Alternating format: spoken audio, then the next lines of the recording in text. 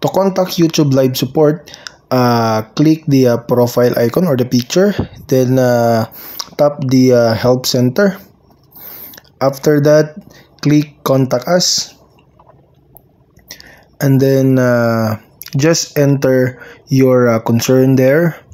So in this case, I just put I need help for this tutorial, then click next, and then tap the others, then next step, then scroll down, next step, and then choose chat.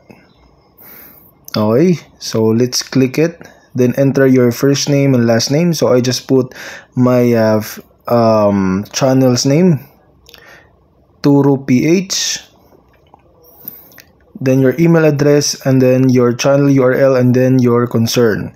Then start chat. Then after pressing or tapping the start chat, then we're now in number 1 in line, and we're now connected to a live chat support from YouTube. So I hope this video helps you.